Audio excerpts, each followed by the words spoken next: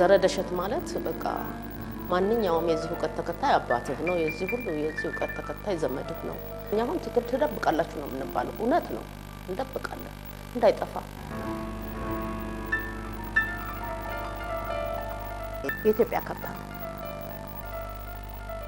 እነዚህን የመድኃኒት እጽዋት የማዕድናት ሁሉ መጽሐፍቶች አሁን በጣም የሚያስደነግጠኝና አንድ ነገር ቢሆን በቃ ሁሉ ነገር ሚስጥር ተደበቀ ማለት የዚህ ሰንጠረዥ ሚስጥር ይሄ የኦሮሚያ ነው የኦሮሞ መንግስት ነው የጋምቤላ መንግስት ዕውቀት ነው የአማራ መንግስት ዕውቀት ነው የትግራይ መንግስት ዕውቀት ነው የሁሉም ነው። ታላቅ አዳራሽ አሰርቼ ሳንቃሙ በሩን አስበጅቼ አፈሰሰብኝ ላይ ክዳኑ ላፈርሰው ነው ዘሩ።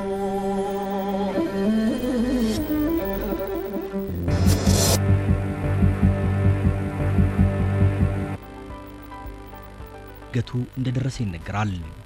ተፈጥሮን ለማሸነፍ በሚደረግ ትግል ውስጥ አምሮ ያፈለቃቸው ስራዎች ናቸውና ጥንታዊ ጥበባዊ ስራዎች ለዘመናዊው ዓለም እድገት ያበረከቱት አስተዋጽኦ ቀላል የሚባል አይደለም። ይሁን እንጂ ጥንታዊ ጥበባት የራሳቸው ባህሪያት ያሏቸው ናቸው።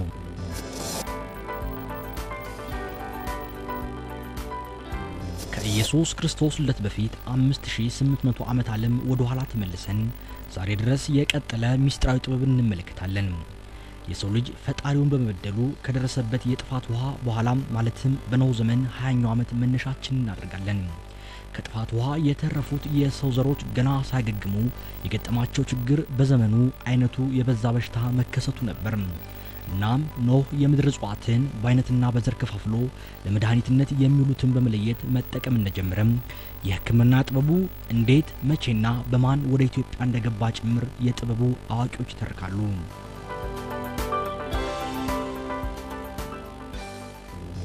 ከዘፍጥረት 10 ጀምሮ ከናምሩድ ይጀምራል ወደ ደሸት ለመምጣት የኩሽ ልጅ ናምሩድ ነው ኢፍራጥስና ጤግሮስን ሰናኦርን ከዛም ባቢሎንንና ጋዛን ከሰራ በኋላ ጊዮን ላይ ነው የመጣው። ኢትዮጵያዊ ነው ናምሩድ።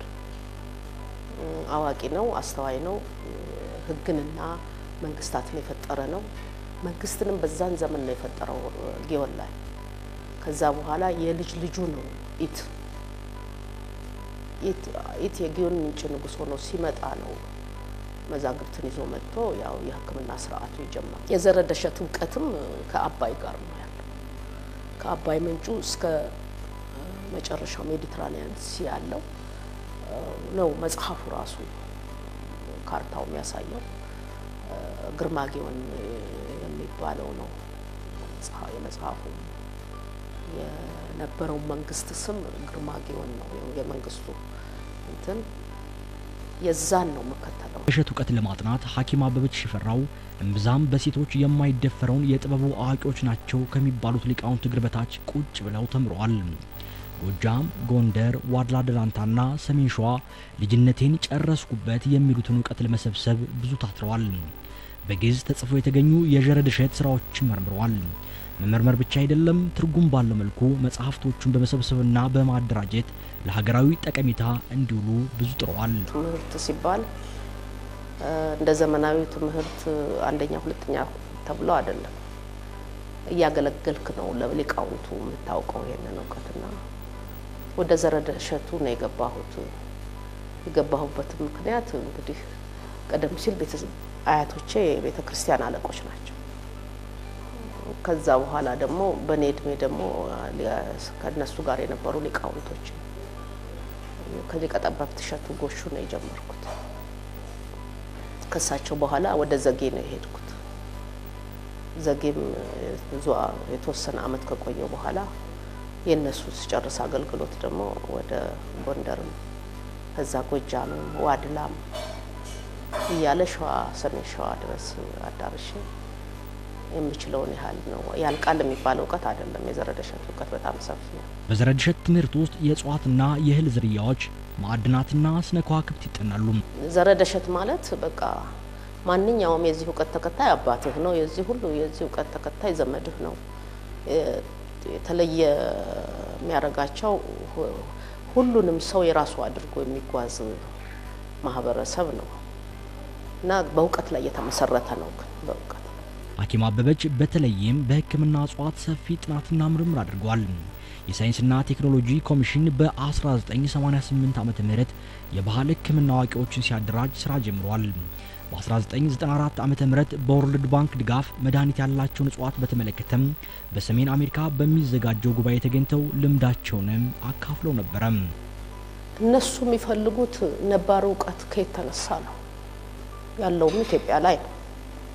እንግዲህ ሀብቱም እጽዋቱም ሁሉም ነገር ኢትዮጵያ ላይ ስለነበረ ያንን ነበር የሚፈልጉት። እኔ ግን ጥቂት ነገር ናትቼ ውስጥ እግር ማየቷን ብቻ ነው ያሳየኋቸውና ምንድነው የውስጥ እግር ማሳየት? ኢትዮጵያ ትልቁ ስራዋ ቁጥር ነው።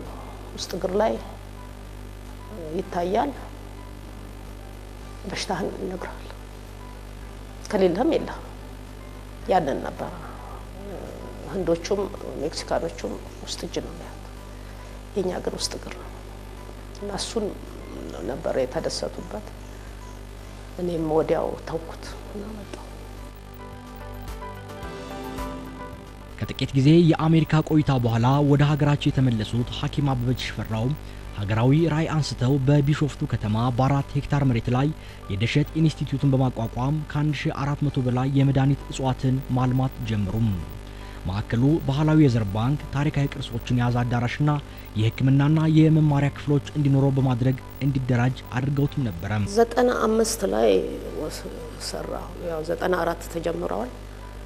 እኔም ሄድኩ ወዲያው 95 መሬቱ በሙሉ ተክዬ ጨረስኩና አስመረቅኩ።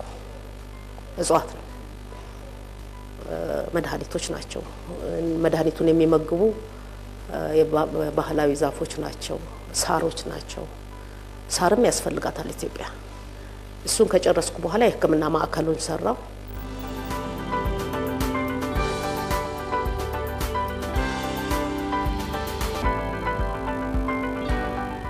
ኢትዮጵያ 7000 አይነቶች አሏት። አሁን በባዮዳይቨርሲቲው 6000 ይላሉ። እኛ ግን ወደ 7000 እንቆጥራለን። እስከ ህሉ እስከ ዝርያዎች ከ7000 20% የመድኃኒት እጽዋት ነው። ከ20% ውስጥ እንግዲህ ወደ አንድ መድኃኒት ለምሳሌ 3 አይነት 4 አይነት ሆኖ የሚበቅልባቸው ቦታዎች አሉ። እነዚህን አገናዝመን ወደ 1400 መድኃኒት ዝርያዎች እዛ በሚስጥር ተተክለዋል። ውሃ ሲሞላ አርምሞ መጠበቂያሻል ከዳር ቁሞ የሚያውቀው የለም ምን ቢሆን የሚጠራበትን ቀን። የዘር ድሸት የሕክምና ጥበብ ከሌሎች ሀገሮች እንደሚለይ የሚያስረዱት ሐኪም አበበች ሽፈራው የአንድን ህመምተኛ የውስጥ እግር በመመልከት ብቻ የህመሙን አይነት መለየት እንደሚቻል ይናገራሉ። እቺ መዝገብ የዘር ድሸት መዝገብ ነው። ብዙ ነበር የዚህ እና ጠፍቶ የቀረችው ይችላል። የውስጥ እግር እስከ ጭንቅላት ያለ ቁጥር ከነዚህ ቁጥሮች በኋላ ያሉት የበሽታ አይነቶች እዚህ ላይ ጥቂቶቹን መዝግበዋቸዋል። ይሄ አሁን ከአንገት ጀምሮ እስከ ጭንቅላት ያለ ነው። ይሄ ደግሞ ጉሮሮ፣ ላንቃ፣ እችኛዋ የመተንፈሻ ቧንቧ አካባቢ ያለ ነው። ይሄ ጎድን፣ ይሄ ደረት ነው። የደረት ቁጥሮች ናቸው እዚህ ላይ ያለው። የታመሙትን ቦታዎች እናይና መድኃኒት የምንፈልግባቸው ናቸው። በዛ ከባድ የሆነውን ቦታ ለምሳሌ እዚህ ላይ ከባድ ከሆነ ከዚህ ቁጥር ላይ ወስደን ከባህር መዝገቡ ላይ ያለው የት ሀገር መድኃኒት እንዳለ ለነገሩ አሁን በኔ ደረጃ በጭንቅላቴ ስለሚይዘው የት እንዳለ ስለማቅ ቤቴም ውስጥ ይኖረኛል፣ አስቼ እሰጣለሁ ማለት። ይሄ ደግሞ ስፓይናል ኮርድ፣ ፀሐይ፣ ህሊና፣ ልቦና፣ መንፈስ የምንላቸው ነገሮች ያጠቃልላል። ህሊና ማለት ያው ኢንተሌክቹዋል ማለት ነው። ልቦና ማለት የውስጥ ነው። መንፈስ ማለት ደግሞ ስፒሪቹዋል ማለት ነው። አሁን እንግዲህ ይሄ አሁን በክፋት አይደለም እና የምናወራ የሰው ልጅ ህሊናው፣ ልቦናው፣ መንፈሱ አንድ ሲሆን ኮንፊደንስ ይኖረዋል ኃይል ይኖረዋል የውስጥ አካላቶቹ ጤነኛ ይሆናሉ እዚህ ውስጥ የምትገልጻቸው ነገሮች ይሄ ናቸው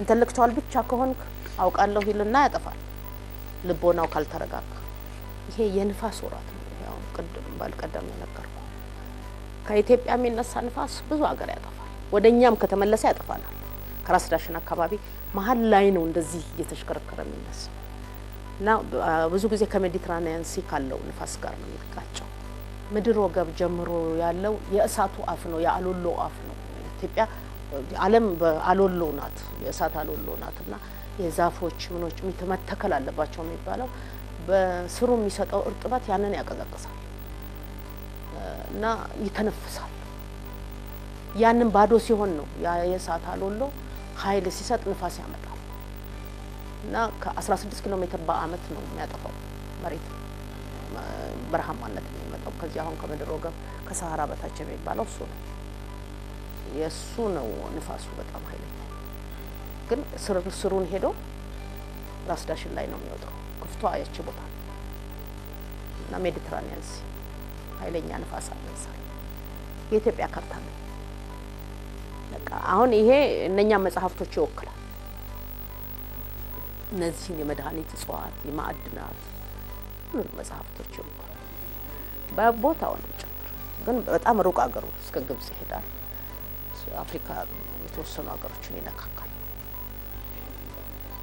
የቀድሞ እንትን ውቅያኖሶቹ ሁሉ ይዳስሳቸዋል የት እንዳለ ግን ብዙ ከአባይ እስከ እንትን ነው የሚጠቅሰው እስከ ሜዲትራኒያን ሲ ያለው የኑቢያን ካልካታን መረዌን እና ምስርን እንትን ያደርጋል የኢትዮጵያ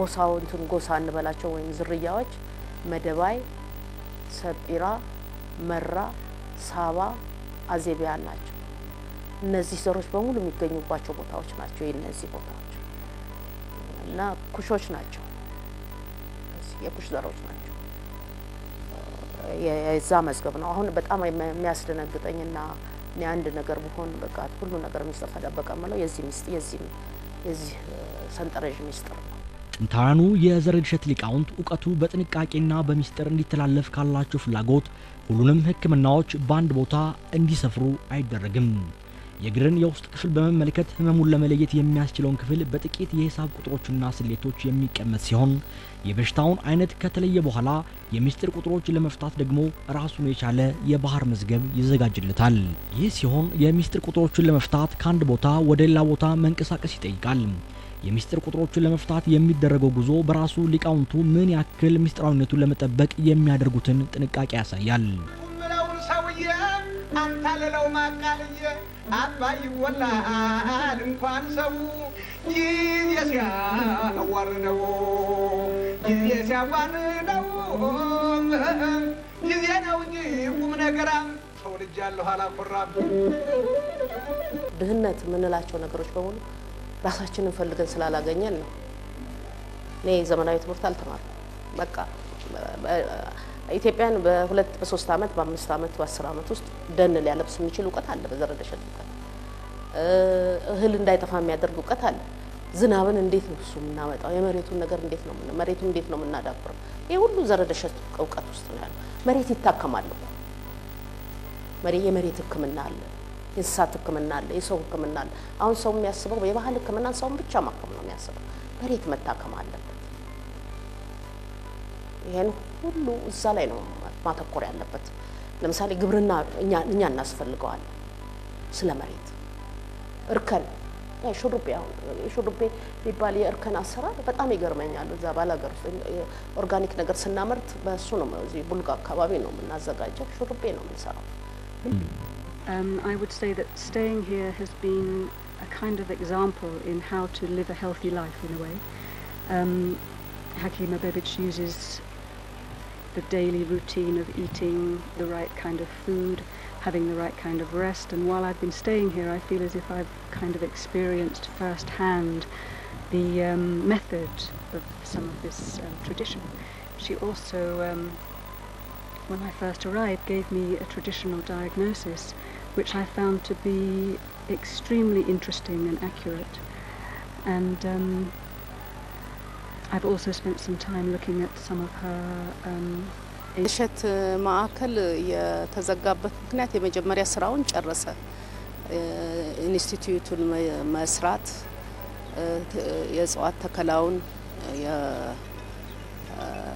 ተከላውን ጨርሰን የዘር ባንኩን ከጨረስን በኋላና የትምህርት ማዕከሉን እና የሕክምና ማዕከሉን ሰርተን ከጨረስን በኋላ ወደ ምርምር ለመግባት አቅም አልነበረም። እንደገና ደግሞ የመንግስትም መሬት ስለሆነ የያዝነው የመጀመሪያውን 2-3 አመት ሊዝ ከከፈልን በኋላ ሊዙን መቀጠል አልተቻለም። ስለዚህ እገዛም ብንጠይቅ የሚያግዘንም የመንግስት አካል አላገኘንም። የመንግስት አካልም ከአእምሯዊ ንብረት ጥበቃም ደብዳቤ ተጻፈ። ከአካባቢም ጥበቃ ባካችሁ ሀራጅ አትበሉትም ቢባል የኦሮሚያ መንግስትም ቢስላለ